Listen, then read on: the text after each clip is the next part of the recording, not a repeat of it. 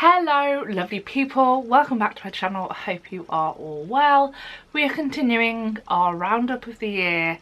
A few videos ago I did my music wrapped of the year. I am a Spotify user and every year they do a wrapped which tells you what songs you've listened to a lot, what's your favourite songs, your favourite genres, etc. This video is going to be a different kind of wrapped, but I'm going to go through some favourites of the year.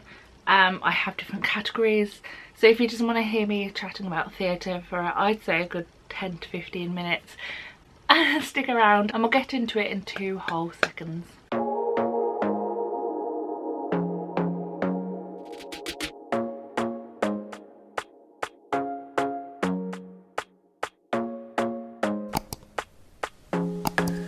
So like I said, I have different categories to get through. I believe I've got 9 if my counting is correct. I'm officially off work now until the new year and my brain has literally put out of office on. I can't speak for toffee, so this could be an entertaining video to watch.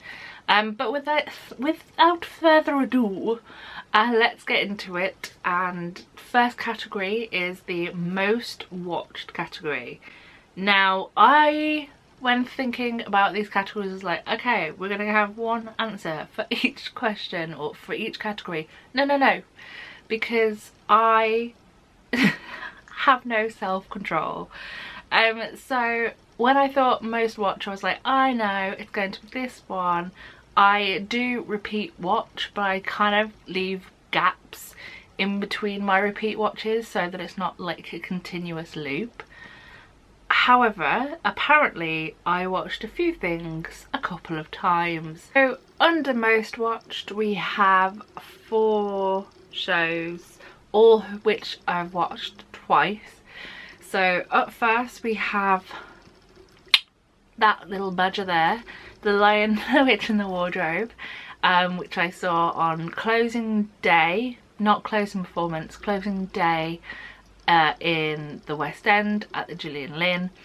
I unfortunately didn't see the last show because it was starting at 5 o'clock on a Sunday afternoon and I had to travel back up to the Midlands, but I did watch one of the final shows, so I had some kind of closure until, lo and behold, the Birmingham rep, one of my loves in my life, decided to bring it to the Midlands for the Christmas period, and I watched it again at the rep earlier this year, and in fact it will be my first show probably of 2024 when I watch it close at the rep.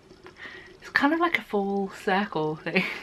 Every January I just have to watch Lion, Witch and the Wardrobe close.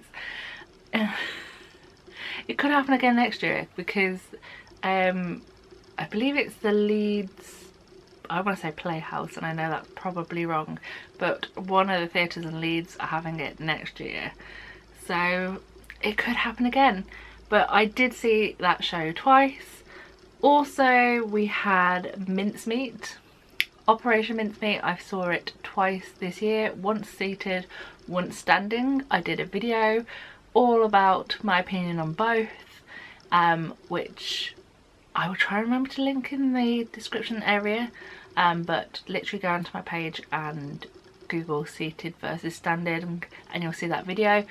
Speaking of seated versus standing, I also did a video on Guys and Dolls, which I also saw twice, once seated, once standing. Going back to tour versus West End, Pretty Woman I saw twice this year, once at the Savoy and once on tour here in the Midlands in Birmingham. And finally I saw 2 different versions of Once. Kind of not the same, but I am going to say it is for the purpose of this video. I watched the concert version at the Palladium, and then later in the year I watched the barn version at the Barn Theatre in Cirencester, which I really enjoyed, and I was so grateful that after so many years of loving that musical, I had the opportunity to watch it twice, 2 times slightly differently, and had a great time watching both. Next category up I put was most surprising, and that is not like boo, that kind of surprise. More surprising that I didn't know I'd love it as much as I do. Again, like the first one, I don't have one solitary answer, and in fact I feel like there could have been more than the 2 that I'm about to give you. So firstly, on most surprising, we have Dear England, which I watched at the Prince Edward's Theatre. I always get it mixed up between the theatre that's in that Mormon is in and where it actually is. And in my brain it's not going to tell me the right answer until I check it, so 2 seconds. Of course I was right, it was the Prince Edward. I didn't know anything going into that show. I literally was like, okay, it's kind of going to be about football, I'm okay with that. But it was just so cleverly done. The writing was brilliant, there was comedy, there was moments of reflection, there was talk of mental health. It was a show that I'm really grateful that I had the chance to see, and it's still something that I think about and think, wow, that was a really good piece of theatre, and I watched it about 3-4 months ago. So yeah, it was definitely one that I wasn't expecting to watch this year and also really enjoy this year, so 100% that has to be that it was surprising. My second winner of this accolade, if you want to call it that, is the Dr. Zhivago in concert that I saw. Again, I had no expectations going in, I didn't know anything about it.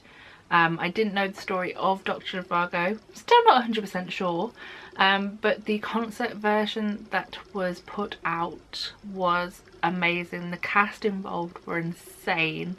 The cast is what drew me in, that and the fact that someone else was paying for it because it was a birthday present for my mother.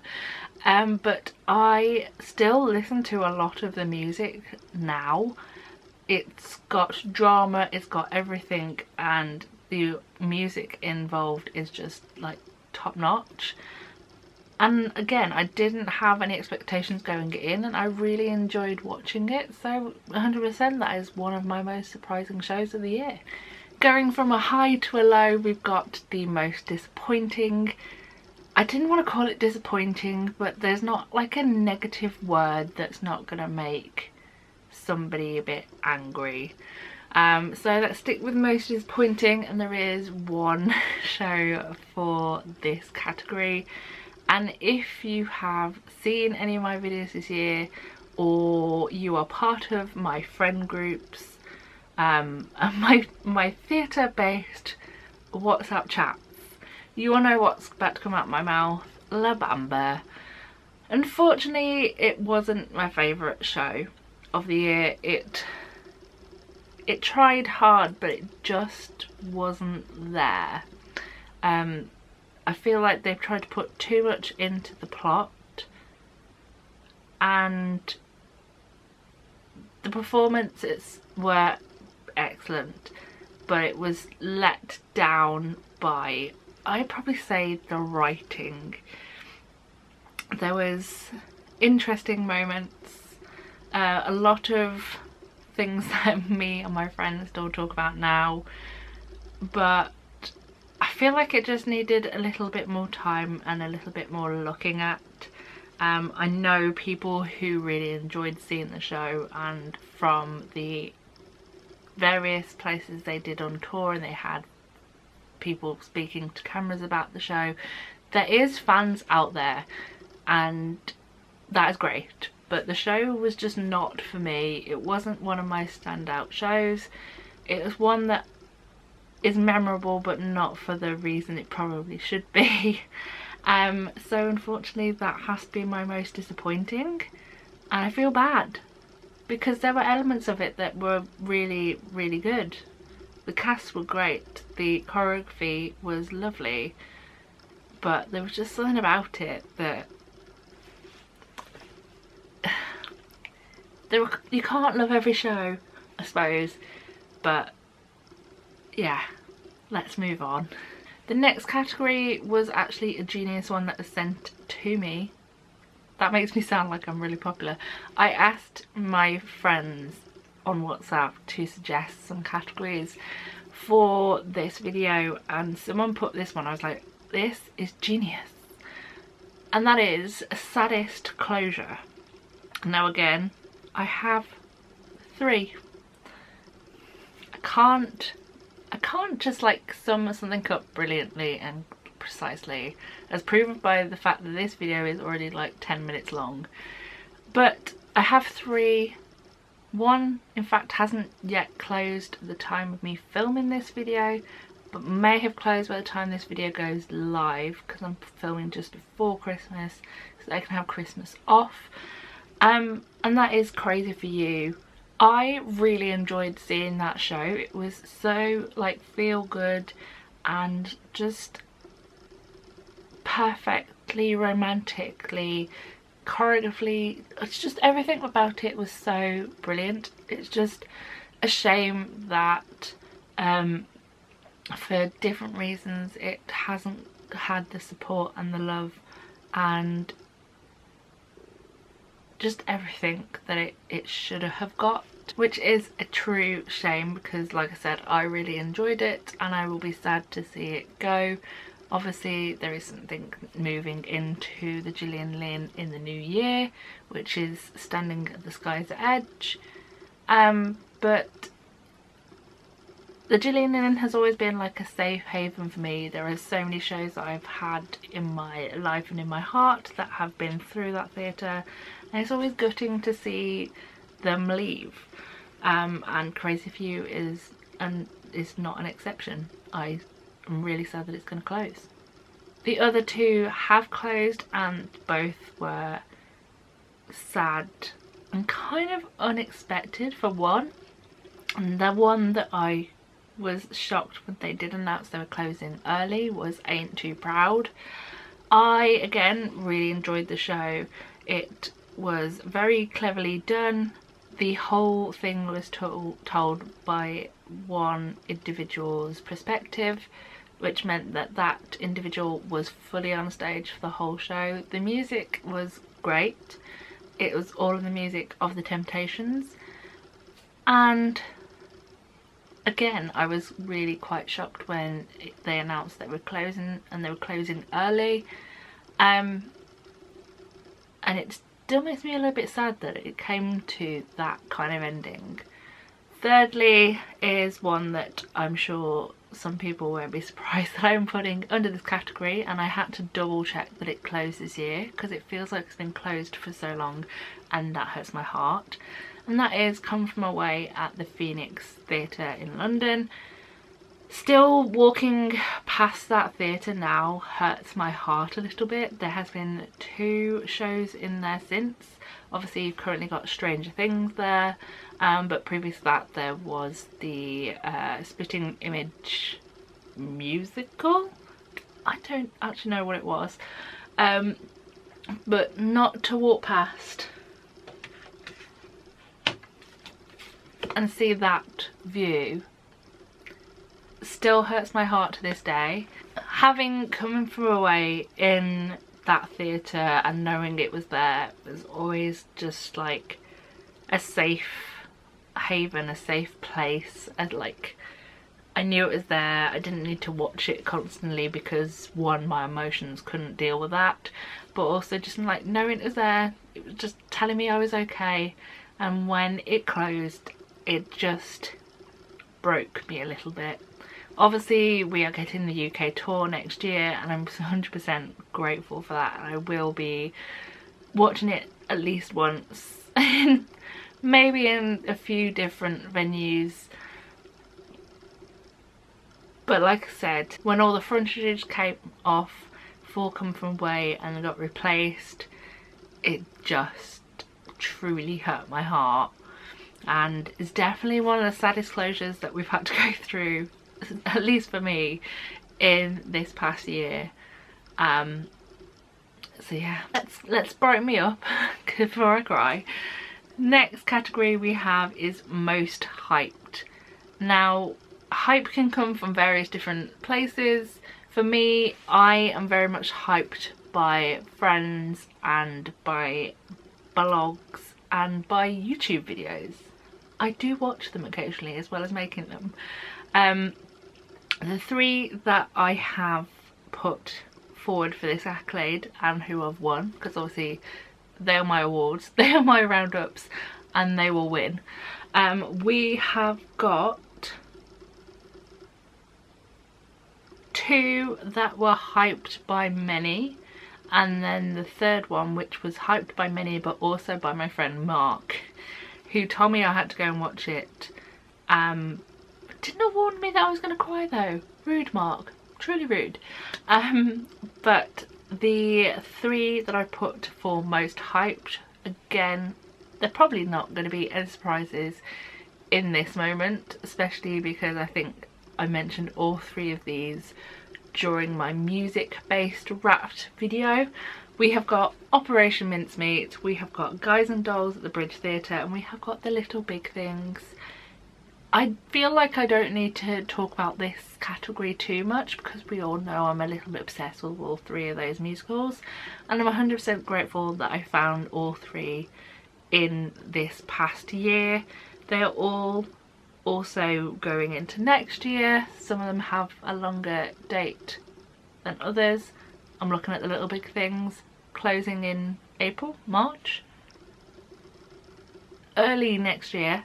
Know that they're all going to be there. 100% grateful for that because I will be returning to probably all three at least once next year. Next one was another suggestion from my friends on WhatsApp. We have got the guilty pleasure of the year. Now, I don't feel like any musical should be called a guilty pleasure. It is just a favourite. It's just one that I have loved through the past year. But it wasn't everyone's cup of tea, and therefore that is why I'm calling it my guilty pleasure. And I do in fact only have one for this one. I know, progress. And that was the Great British Bake Off musical. I really enjoyed it, okay? I know it wasn't, like I said, it wasn't everyone's cup of tea, just like Bake Off isn't. I know some people, Bake Off is just a stupid programme. I know, I live in a house with people who don't like Bake Off. But for me, it was just so lovely and warming. It had all the elements that you love from the TV show, but there was music in it. The music was cleverly written, and just everything about it was just, it just felt happy. Plus, to walk back into the Noel Coward Theatre for me was nostalgic because I spent a lot of my money and time in that theatre when I first really started watching London theatre, when there was half sixpence in it. So it was lovely to go back and see another show in that theatre, because I didn't go and see any of Dear Evan Hansen. I don't actually know why but I never saw it, so to go back into that theatre was also lovely. And yeah, not everyone's, it's not really a guilty pleasure, but it was a favourite of the year. 3 left to go, and I'm trying to keep them more precise because I love to ramble. We have got Best Concert. Now, I have seen many a concert in the past year, both one person singing concerts but also concert versions of shows. I have already mentioned Dr. Zhivago and Once, but neither of them have won. No, because the show that has won the Best Concert of the Year in my brain, I don't know why I've turned these into awards, but alas we have, that goes to the Stephanie J. Block concert, which I very last minute bought a ticket for. It was at Cadogan Hall, I hope I'm pronouncing that correctly. I don't think I ever made a video about it because I didn't necessarily see the point, because it was a one-day show. However, I was so glad that I bought myself a ticket and went to see that concert. Stephanie Jo Block has always been a performer, a Broadway performer that I have loved. I have so many people that I love from Broadway through different cast recordings, but also through just different things that I have watched over the years. And to sit in a room and have Stephanie Jo Block in front of me was so like life affirming, and so my little theatre heart grew that day. And to think that I almost didn't watch that concert is absolutely insane. Yeah, I really want to look at what else is going to be at that space over the next year as well. I know that James Moscato is doing a concert there. Unfortunately, his dates clash with mine, so I won't be there.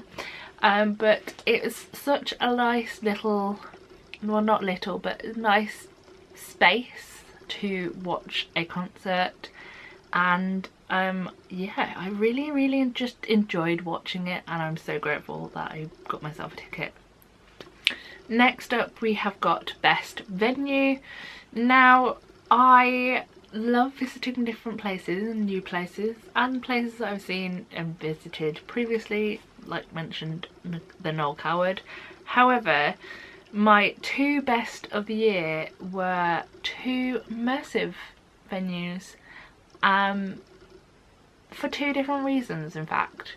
So firstly, we have got the Troubadour Wembley Park Theatre, which held Newsies. I had no idea how I was going to get there. I don't know that side of London well, but it was a new experience, and from where I sat it just felt so immersive. I was on the one side of the stage. There was people running here, there and everywhere around me at all times, and the seats shook when that happened. But it was a really interesting experience and a great venue. So many toilets, which is always a bonus.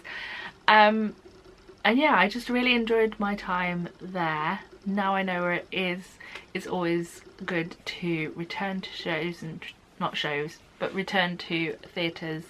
I believe that is where Starlight Express's next year. Maybe go and check that out. We shall see.